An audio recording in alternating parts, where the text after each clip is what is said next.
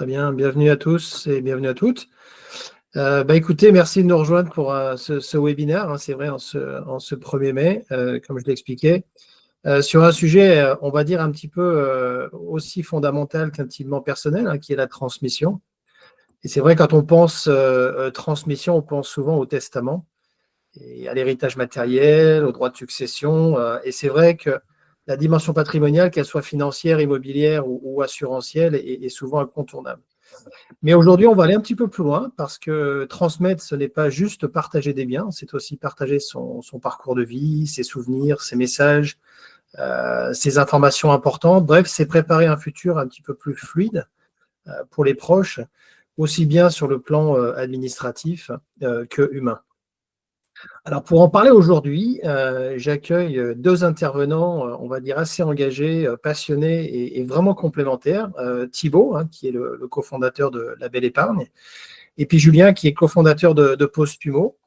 Et ensemble, ils vont nous aider un petit peu à mieux comprendre comment planifier, identifier les choses importantes dans le patrimoine, la préparation, à la fois dans tout ce qui va être nos biens et surtout essayer de nous aider à mieux comprendre comment s'y préparer. Voilà, donc le format est assez fluide, hein. Il y aura des échanges à la fin. On a à peu près quelques rubriques et thématiques à aborder. On va utiliser des exemples assez concrets. On va essayer d'utiliser un langage assez simple et abordable pour tout le monde. Donc voilà, on a à peu près 40 minutes devant nous, pas plus. Et puis sur ce, je vais passer la main donc à Julien et à Thibaut pour se présenter. Je vais demander donc à Julien d'abord de se présenter. Julien, si tu veux prendre la main, c'est parti. Avec plaisir. Mais écoutez, enchanté. Bonjour tout le monde. Ravi de vous retrouver sur ce webinaire. Donc pour ma part, je suis donc cofondateur de Postumo, qui a été créé en juin 2020. Donc là, on va bientôt fêter les 5 ans. Et j'ai surtout une expérience dans la gestion de patrimoine, hein, donc avec plus de 15 ans d'accompagnement de clients, sur tout profil, hein, que ce soit la partie privée du dirigeant d'entreprise ou bien des personnes physiques qui ont, par exemple, touché un héritage ou qui ont des capitaux à placer. Avec une bonne expérience aussi dans l'immobilier. Voilà, donc je suis passé par l'immobilier classique, VEFA, la défiscalisation. Et en fait, toute cette expérience était vraiment passionnante, notamment pour aborder le sujet d'aujourd'hui, qui est la transmission du patrimoine ou aussi des informations. Belle expérience, Julien, merci. Thibaut, je te laisse te présenter. Eh bien, donc du coup, je m'appelle Thibaut, j'ai un master en gestion de patrimoine, j'ai évolué en banque privée, cabinet indépendant et aussi fintech, dans les contrats d'assurance vie avec mandat de gestion ETF notamment. Ensuite, j'ai évolué aussi dans la location meublée.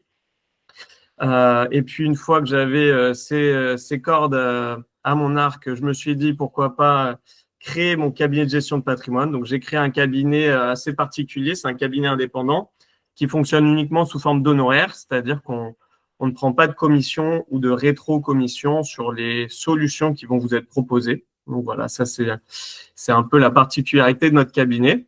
Donc, le vrai conseiller indépendant. Tout à fait indépendant, c'est ça, exactement. Très bien. Donc, par rapport à aujourd'hui, on va faire un petit disclaimer. On va vous avertir que tout ce qui est présenté ici est à titre informatif. Ça ne constitue pas un conseil personnalisé. Si vous souhaitez mettre en place les choses, les conseils qu'on va donner ici, eh bien, nous ne serons pas responsables. C'est votre responsabilité. Si vous souhaitez avoir l'avis d'un conseiller, prenez rendez-vous. Les performances passées ne présument pas des performances futures, bien évidemment.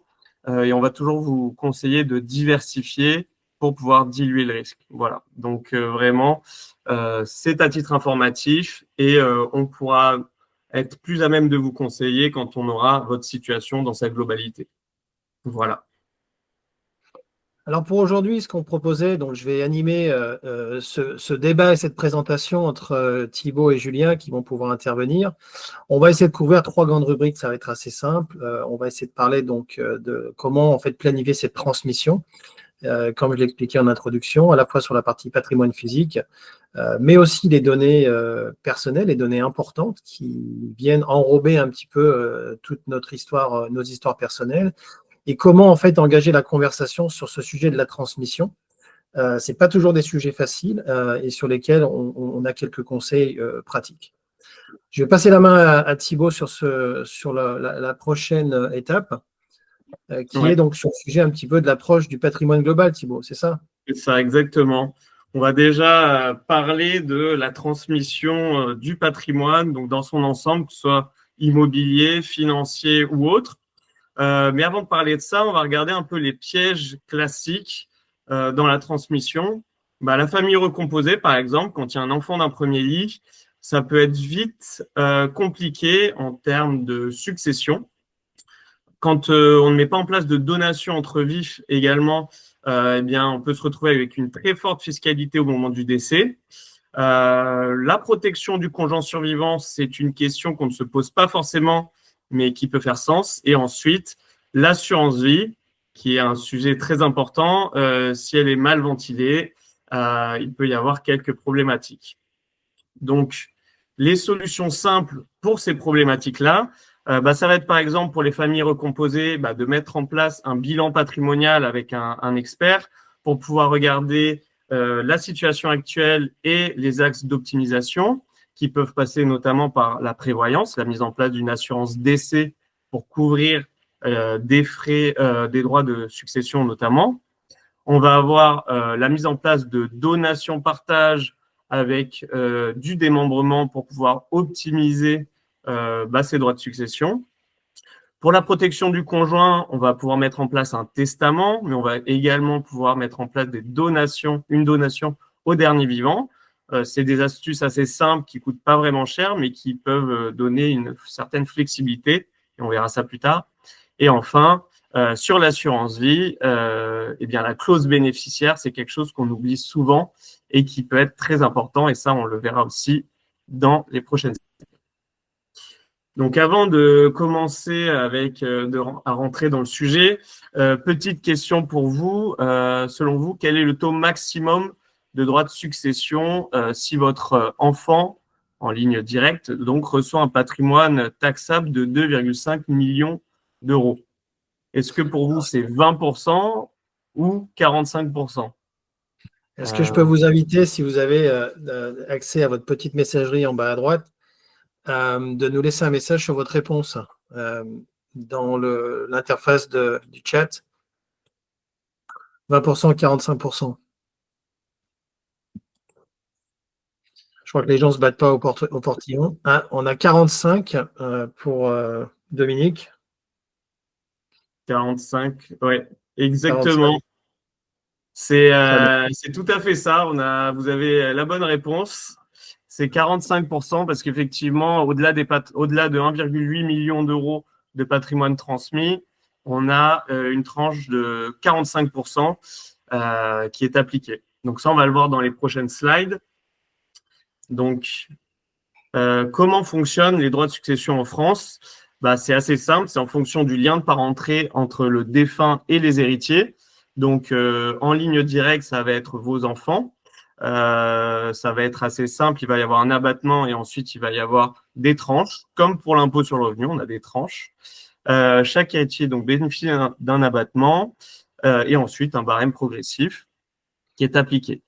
Donc, dans la prochaine slide, on va pouvoir voir qu'en ligne directe, la tranche qui est la plus connue, c'est la fameuse tranche à 20%. Donc, en ligne directe, vous avez votre abattement de 100 000 euros par enfant. Vous avez 20% de droits de succession pour la part taxable entre 15 000 et 552 000 euros, ce qui est, pour la moyenne des Français, déjà très important. Et donc, elle peut monter à 45%. Ensuite, on a les donations. Les donations, elles vont permettre d'anticiper la transmission et vous avez donc la possibilité de donner tous les 15 ans 100 000 euros à vos enfants. Donc, c'est par parent et par enfant. Et vous avez également la possibilité de faire des dons Sarkozy, des donations Sarkozy à hauteur de 31 865 euros tous les 15 ans. Ça, ce sont des dons de sommes d'argent. Et pareil, c'est tous les 15 ans et ça se renouvelle. Le conseil qu'on peut vous donner, c'est que si vous mettez en place des donations aujourd'hui pour vos enfants, vous pouvez payer vous-même les droits qui vont être liés à cette donation et l'administration fiscale n'y voit pas de donation supplémentaire. Donc, c'est un petit avantage qui peut être assez intéressant. Donc là, quand on voit ces droits de donation, ces droits de succession, on se dit, OK, mais comment ça va s'appliquer? Eh bien, ça s'applique sur le patrimoine global. Comme vous pouvez le voir sur le petit camembert, en fait, votre patrimoine global taxable, il va être constitué de votre patrimoine immobilier et financier, donc résidence principale, biens locatifs, des comptes titres, des PEA, des assurances vie. Alors, l'assurance vie va potentiellement sortir de la succession et ça, on le verra plus tard. Et vous allez également avoir tout ce qui va être voitures, œuvres d'art, bijoux, qui vont intégrer ce patrimoine qui va être un patrimoine taxable. Dans la prochaine slide, donc, on va regarder la fiscalité de la donation au dernier vivant. Donc ça, c'est une option qu'un couple peut mettre en place pour justement protéger le conjoint survivant, qui peut être très intéressante, notamment quand vous avez une famille recomposée. Et donc là, vous voyez que si on ne fait rien, aujourd'hui, avec un patrimoine de 2,3 millions d'euros, on va avoir au premier en tout 433 000 euros. Donc, vous le voyez en bas à gauche, 433 000 euros de droits de succession à payer. C'est quand même une sacrée somme. Et si on n'a pas anticipé cela, malheureusement, les héritiers vont devoir potentiellement vendre des biens, peut-être avec des valeurs sous-cotées, pour pouvoir payer ces droits de succession. Ça serait donc un peu dommage. Et vous voyez que là, avec l'option de la donation au dernier vivant, et si on prend l'option de l'usufruit, donc qui est une des options, vous pouvez baisser les droits de succession et les faire descendre à 250 000 euros, ce qui est quand même une assez forte différence. Dans cette option-là aussi, on a la possibilité de cantonner l'émolument du conjoint survivant, mais ça, on le verra plus en détail par le biais d'un rendez-vous personnel pour votre situation. Donc, dans la prochaine slide, on va regarder comment optimiser votre situation. On a vu qu'on a beaucoup de droits de succession et on se dit comment anticiper cela. Déjà, il y a une astuce qui est assez simple. Ça s'appelle le présent d'usage. Donc ça, pour vos héritiers, ils vont vous remercier puisque pour votre anniversaire, pour un Noël, pour une fête, pour un mariage, vous pouvez donner jusqu'à 2% de votre patrimoine et ça sort des donations. Donc, c'est assez intéressant. Donc, il faut faire attention. Il ne faut pas dépasser 2% du patrimoine global par an.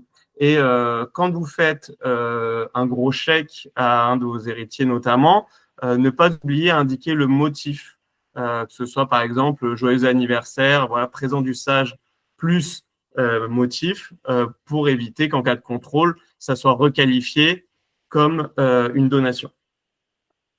Donc voilà pour l'astuce pour les présents d'usage. Pour ce qui est d'une recommandation assez classique, on va utiliser le combo donation plus démembrement. Donc, comme on l'a vu précédemment, vous avez 100 000 euros d'abattement tous les 15 ans par héritier. Et donc, vous pouvez l'utiliser en donnant la nue propriété d'un bien. Par exemple, vous avez un bien en location, vous pouvez donner la nue propriété du bien à votre enfant. Et il va y avoir un abattement sur la valeur du bien, puisqu'on va passer par le mécanisme du démembrement. On ne va pas rentrer trop dans le détail dans le mécanisme du démembrement, mais pour vous donner un exemple, une personne qui a moins de 61 ans, si elle veut donner la nue propriété d'un bien, elle va avoir un abattement de 50% sur la valeur du bien. Et ce qui va se passer au moment du décès, c'est que l'usufruit va rejoindre la nue propriété. Et donc, l'enfant qui avait reçu la donation de la nue propriété devient plein propriétaire. Et donc, il ne paye pas de droit de succession à ce moment-là. C'est un terme barbare, démembrement quand même. Et c'est un terme très barbare qui est pourtant très utilisé en gestion de patrimoine et de manière générale par les notaires. Et au final, effectivement, par notaire dans une succession. Et alors, du coup, est-ce que tu peux apporter une précision? Si on fait ce type de donation, notamment à la nue propriété, est-ce qu'on est mis en dehors de son logement, par exemple? Alors, il faut faire attention, effectivement. Si vous donnez la nue propriété, en fait, vous allez garder l'usufruit. Donc, l'usufruit, c'est le droit de jouir et de percevoir les fruits d'un bien. Et donc, vous allez pouvoir continuer à profiter de ce logement ou de profiter des loyers de ce logement sans problématique. Donc, ça, c'est l'avantage, c'est que vous allez donner sans vous démunir. Ensuite, on a un autre axe d'optimisation qui est l'assurance vie. Donc, l'assurance vie, c'est une enveloppe fiscale hermétique qui va vous permettre donc de capitaliser, de mettre des capitaux à l'intérieur et il va y avoir des avantages. Donc, le premier avantage, ça va être la fiscalité en cas de décès.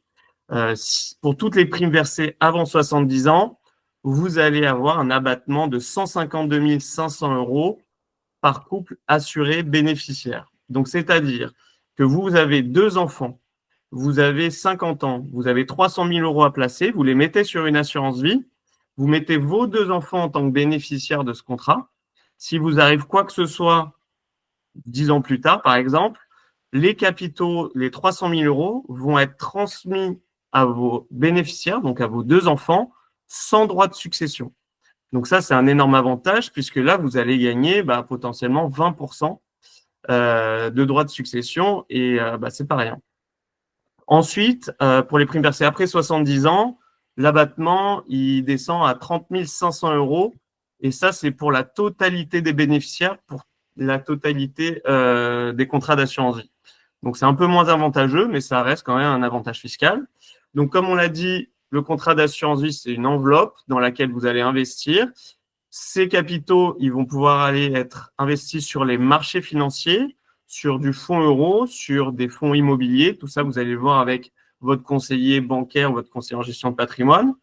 Et l'avantage de cette enveloppe, c'est qu'elle est liquide. Donc, c'est-à-dire que vous pouvez la récupérer à tout moment si vous avez besoin. Donc, bien évidemment, en fonction des marchés, si tout se passe bien, vous pouvez récupérer vos capitaux sous 10 à 15 jours, ce qui est plutôt pas mal. Et donc, l'assurance vie n'est pas bloquée 8 ans, comme la plupart des gens peuvent le croire. Elle est simplement plus avantageuse après 8 ans, puisque si vous retirez vos capitaux après 8 ans, vous avez des abattements pour durée de détention de 4 600 € pour une personne seule et 9 200 € pour une personne en couple sur les plus-values qui ont été générées à l'intérieur du contrat. L'imposition se fait uniquement sur les intérêts, bien évidemment, et pas sur le capital. Donc, une fois qu'on s'est dit ça, on a donc l'avantage de l'assurance vie, c'est de pouvoir désigner des bénéficiaires. Et donc, ça, c'est quelque chose qui est souvent, qui n'est pas souvent regardé avec assez d'attention. C'est qu'on va mettre une clause standard, mon conjoint à défaut, mes héritiers. Donc, vous allez désigner votre conjoint, mais si vous êtes marié avec votre conjoint, il faut savoir qu'il est exonéré, il ou elle est exonéré de droits de succession au moment de votre décès. Donc, ça n'a pas vraiment d'intérêt de lui donner cet avantage fiscal alors que vous pourriez potentiellement privilégier quelqu'un d'autre. À savoir que si vous aimez bien votre frère ou votre sœur, les droits de succession sont beaucoup plus importants et donc vous auriez tout intérêt à indiquer votre frère ou votre sœur à l'intérieur de votre clause bénéficiaire pour justement diminuer les droits au moment de votre succession. Autre dernière spécificité, ça va être l'allocation des fonds. Donc, comme on l'a dit, votre enveloppe fiscale, elle est hermétique et elle va être investie sur des fonds. Là, par exemple, on vous montre à quoi ressemble un contrat d'assurance vie BNP Paribas Multiplacement 2. Donc, cette enveloppe, elle va être investie sur différents fonds. Et donc, l'objectif, c'est que ces fonds-là, ils performent, ils aillent sur les marchés financiers et que ce que vous allez investir aujourd'hui, eh bien, ça puisse performer sur le long terme et que si vous avez mis par exemple, ici 15 000 €, vous ayez un peu plus dans les prochaines années. Eh bien ça, Ouais. si malheureusement votre contrat a trop de frais ou si il est mal investi sur des fonds qui vont être pas assez diversifiés ou justement qui vont être trop corrélés, malheureusement, vous n'allez pas avoir une belle performance et donc les capitaux ne vont pas travailler. Donc ça serait dommage de ne pas profiter. Excuse-moi, Thibault, il y a aussi le suivi que toi tu apportes en tant que conseiller en gestion de patrimoine, parce qu'on ne peut pas laisser des placements comme ça évoluer avec le temps sans avoir une vigilance dessus, et donc des arbitrages et un suivi régulier de l'évolution du placement. Exactement, c'est exactement ça. Et le problème, c'est que la plupart du temps, les personnes vont ouvrir des contrats d'assurance vie dans des banques ou chez des courtiers qui ne vont pas suivre les placements. Et donc, si, admettons qu'il y a un crack il y a un crack boursier et qu'il y a une forte baisse, l'idée, c'est que justement, votre conseiller soit là pour vous expliquer ce qui se passe sur les marchés et vous explique la marche à suivre si justement il est pertinent de réinvestir à ce moment-là. Et ça, effectivement, on rentrera dans le détail, si vous le voulez, pendant un rendez-vous. Si tu me permets de préciser, parce que c'est vrai que là, tu as donné quelques exemples qui permettent de s'organiser. Il en existe plein d'autres. On va parler de la clause précipute. On va parler du quasi-usufruit en réemploi dans une succession qui permettent aussi de diminuer les frais de succession. Ouais. Ça, ce sont des termes barbares encore. Donc, on ne va pas vous les expliquer sur le moment, mais ça vaut le coup aussi, effectivement, de prendre rendez-vous avec un CGP pour aborder tous ces sujets. Il aura une vision beaucoup plus claire et notamment liée à votre parcours de vie. Et aussi, notamment pour le chef d'entreprise, exactement. qui est vraiment un outil incroyable. Voilà. Alors, du coup, là, on a vu le patrimoine, on a vu l'assurance vie, on a vu l'immobilier. C'est très, très important déjà de s'organiser effectivement quand on peut le faire, chacun à son niveau, puisque les outils correspondent à peu près à tout profil. Il n'y a pas que ça. Il y a aussi les informations, Franck, les informations liées au patrimoine. Et d'ailleurs, voilà, pour revenir sur ces deux exemples, l'assurance vie, c'est bien effectivement d'être organisé, mais si la famille ou l'organisation à l'intérieur de l'assurance vie, on va parler de la clause bénéficiaire notamment, est mal rédigée, ça peut avoir un impact par la suite. On le verra, on va vous expliquer tout ça, mais il y a aussi par exemple sur le bien locatif. Le bien locatif, vous avez un bien, il rentre dans un testament ou dans une succession, mais les coordonnées des locataires, les contrats d'assurance, le digicode, ne serait-ce que pour rentrer dans les locaux quand on n'est pas en relation constante avec le défunt, sont des informations qui sont importantes aussi à transmettre, qui vont faciliter la vie effectivement des proches. Et Julien, ces informations, on ne les retrouve pas dans un testament? Non, le testament va simplement répertorier le bien. Et puis, mais c'est un petit peu normal, on ne fait pas un testament à chaque fois qu'on change de locataire. Donc,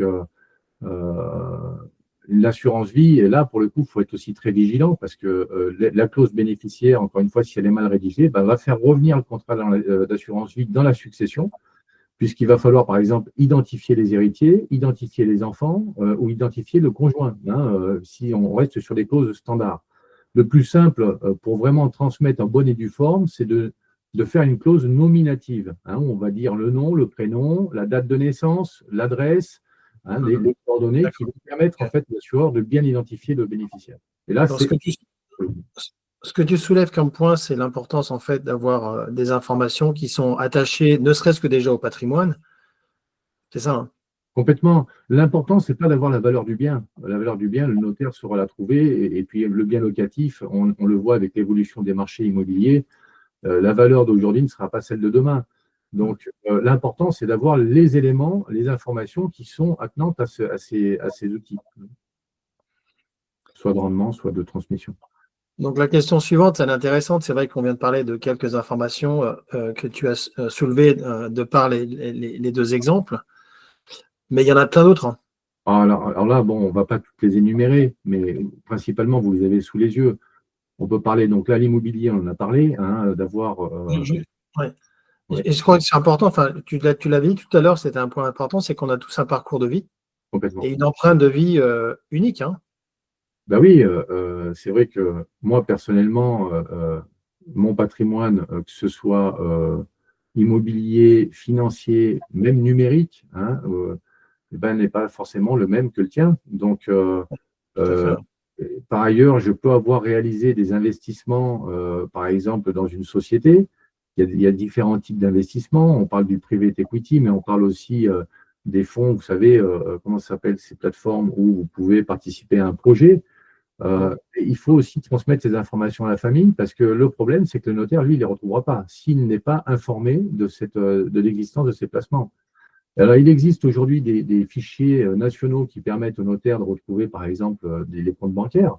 Il peut le faire, ce n'est pas un problème, hein, si effectivement la famille, en fonction des situations familiales, mais ce n'est pas son objectif.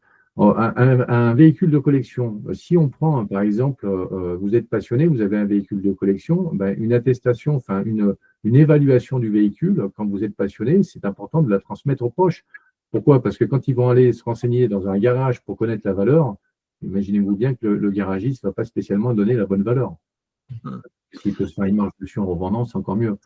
Donc, on va parler des documents, ça peut être aussi des actes juridiques en cours et surtout les identifiants pour débloquer un téléphone, pour débloquer d'adresse mail, même si aujourd'hui, la loi France numérique normalement oblige, mais on voit que ce n'est pas suivi, hein, parce que c'est uniquement en France qu'on trouve cette loi qui permettent à certains opérateurs de s'organiser.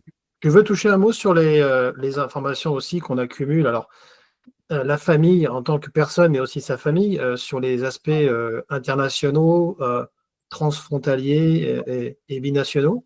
Ben, on le voit avec les parcours de vie, c'est vrai que y a plusieurs situations qui font qu'on est obligé par moment de bouger. Hein. Ça peut être pour la vie familiale, hein, donc changer de pays. Ça peut être pour la retraite, ça peut être pour la santé. Et c'est vrai que, par exemple, si vous êtes à l'international, vous êtes parti parce que la vie est moins chère et puis peut-être parce que est beaucoup plus plaisante peut-être que celle que vous vivez en France. Comment la famille suit tout ça? Si demain je suis, par exemple, en Nouvelle-Zélande, comment je vais être informé, comment je vais informer ma famille des avoirs qui sont que j'ai mis en place dans ce pays. Voilà. Donc là, on parle de biens en déshérence, hein, principalement. Hein, aussi. Hein. Voilà, on y arrive hein, sur cette diapositive. Donc, quand on dit que 47% des Français, donc c'est le Credox, c'est une étude du Credox, hein, 47% des Français qui pensent être organisés, nous, on dit pense, hein, parce que c'est vrai que quand on fait un testament, on se dit, voilà, j'ai organisé la succession, etc. Quand j'ai fait une assurance vie, je me suis arrangé pour transmettre une partie de mes capitaux à des proches. Et en fin de compte, on s'aperçoit que finalement, parce que nous, au niveau de Postumo, il faut savoir aussi qu'on accompagne les familles aussi dans les démarches administratives post-décès et on s'aperçoit clairement des difficultés qu'elles rencontrent. Et là, ne serait-ce que pour parler des 7 milliards d'euros de biens en déshérence, un compte bancaire qui est inactif pendant un certain temps, la banque va le transférer à la Caisse des dépôts et consignations. Et au bout de 20 ans, la Caisse des dépôts et consignations transfère à l'État. Voilà. Et il y a 7 milliards en 2023, hein, avec tous les outils qu'on a aujourd'hui qui permettent de transmettre quand même dans de bonnes conditions. Donc, si l'assurance vie était bien renseignée, on l'a vu avec Thibaut juste avant, la clause bénéficiaire ou les comptes bancaires étaient bien renseignés et les informations transmises, on n'en serait pas là aujourd'hui. Est-ce que tu penses que ce montant de biens en déshérence, qui dans les statistiques n'inclut que les assurances vie et les comptes bancaires, est-ce que c'est sous-estimé par rapport au reste des biens, des investissements Là, on vient d'en parler, hein, pour les personnes qui résident à l'étranger, avec les transfrontaliers, etc. Okay. On s'aperçoit qu'effectivement, on peut avoir des biens à l'étranger que là, pour le coup, les notaires n'ont aucun moyen de retrouver si on n'apporte pas l'information. D'accord. Ouais. Et pourtant, c'est vrai que, c'est marrant à en parler en ce moment et à discuter tous les trois. On se dit que, tout ça paraît très surprenant. Et j'allais dire que il y a quand même des moyens traditionnels qu'on a utilisés depuis très très longtemps. Hein, pour reprendre le classeur papier que nos anciens utilisaient, c'est ça. Hein, c'est des méthodes utilisées et éprouvées pourtant. Oui, mais enfin bon, c'est vrai qu'après, il y a des complications par rapport à ça. Il peut y avoir peut-être tu vas En tout cas, ce qu'on a observé, on en discutait en préparant ce webinaire, c'est vrai que déjà la transmission, elle se fait, j'imagine, aussi beaucoup dans les familles, hein, par la voix, on va dire, on en parle, on en discute, on échange. Le testament, bon, on permet d'en mettre une partie, d'en documenter une partie. Ensuite, le coffre-fort physique, à la maison ou à la banque, est aussi une source utile qui a fait ses preuves. Le classeur papier, on vient d'en parler. Et puis, il y a deux autres sujets qui sont un petit peu plus nouveaux. C'est vrai qu'on a tendance aussi à lister, ça se fait beaucoup, des gens qui listent leurs informations sur un fichier, un tableur dans un PC qu'on stocke sur un ordinateur, ou alors des techniques un petit peu plus de cloud, ce qu'on appelle des clouds publics, où en fait, on va pouvoir stocker des informations. Et ce qu'on aimerait en fait aujourd'hui attirer un peu votre attention, c'est que si certains d'entre vous utilisent déjà, c'est très très bien, mais c'est d'être vous attirer un petit peu sur des sujets, d'être un petit peu vigilant sur des risques potentiellement qu'on a identifiés. Et ces risques-là, en fait, alors je vais repasser, ces risques-là, en fait, ils sont à la fois pour le cloud public des problèmes en fait de chiffrement, c'est-à-dire que le cloud, il y a eu beaucoup de problèmes où en fait des informations ont été hackées. Et donc aujourd'hui, il y a des clouds publics où on pense que c'est gratuit, mais en fait n'ont pas le niveau de sécurité prévu. Les proches peuvent tout simplement oublier. C'est vrai que le temps, les années passent, les informations ne sont plus à jour. Pour le testament, ça va peut-être être aussi des informations qui vont manquer, comme Julien l'expliquait. Le coffre-fort, il est très bien, mais il ne permet pas de gérer les aspects numériques. Et puis, on peut oublier aussi le code ou la clé. Le classeur papier est jamais à l'abri du vol ou des regards indiscrets, des sinistres, voire des aspects numériques, encore une fois, parce que c'est un support papier. Donc, que fait-on, par exemple, des comptes en ligne, des banques en ligne? Et puis, le fichier dans le PC, malheureusement, ça m'est arrivé il y a très longtemps d'avoir des documents. Le PC est plus à jour, un virus qui arrive en plus, et le fichier devient inaccessible. Voilà.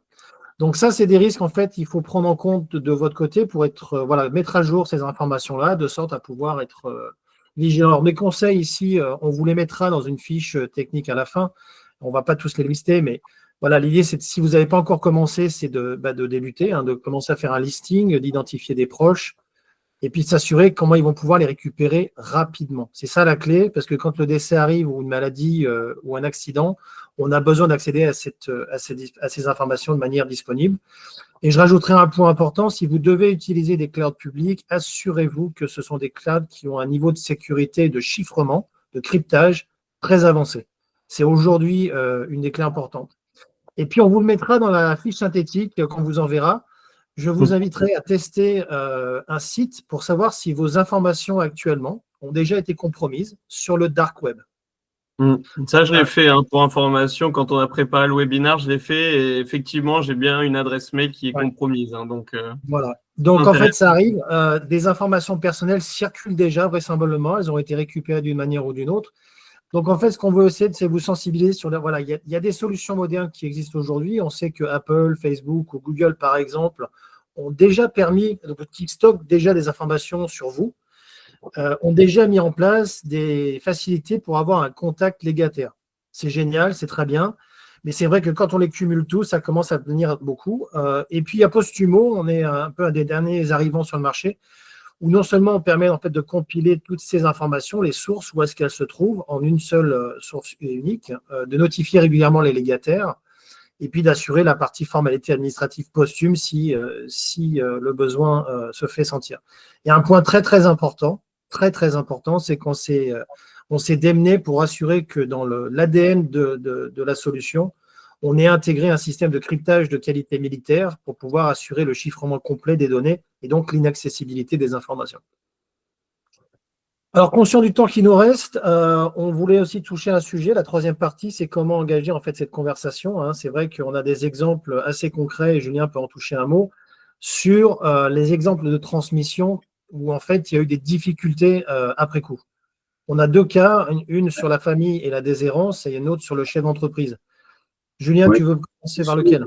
Parmi tant d'autres, mais c'est vrai que, bon, par exemple, la famille auquel je pense, c'est une famille qui était complètement éclatée, plus d'informations, plus de documents par rapport aux défunts. On sait qu'il y a des contrats d'assurance. Le problème, c'est que les comptes sont bloqués, et donc la difficulté, c'est de retrouver tout ça. Bon, on a les outils, nous, aujourd'hui, pour le faire, et pour la famille, c'est invivable. Et pour le chef d'entreprise, ça s'entend. Là, on a eu un artisan, notamment, qui est décédé. Et là, pour le coup, au-delà des démarches administratives personnelles, il y a aussi tout le côté entreprise. Il y a des délais pour reprendre une entreprise ou faire la cessation d'activité.